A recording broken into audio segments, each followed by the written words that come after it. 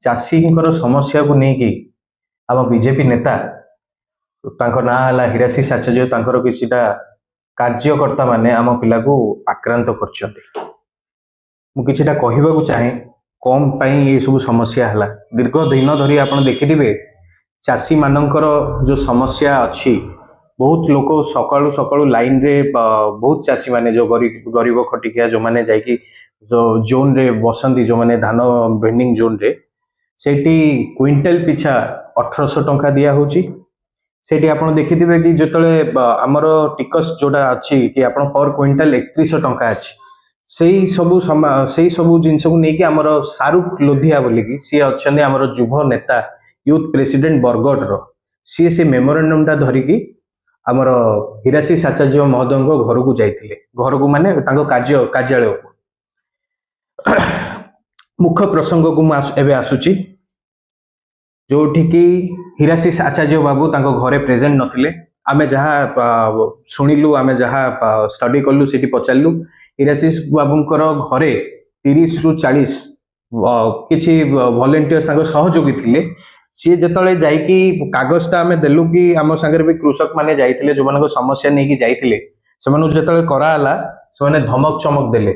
धमक चमक देबा सह तांको रक्तांत माड़ मारले सबुठु माने दुखर कथा जे एई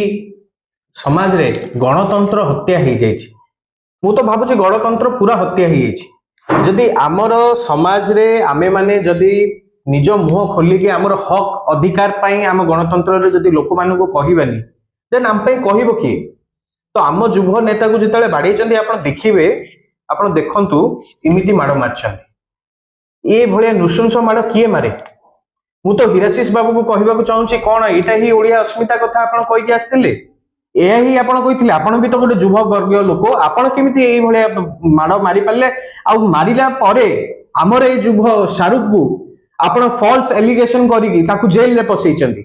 से कौन करछि तार तो किछि भी फॉल्ट नहीं से कौन कहिबाटा ता पई मूर्खामी थिला ना से कहिबा तार अधिकार टाकू आपण काटिया को चाहतले आमे बुझी परछु ए सरकार आसीबार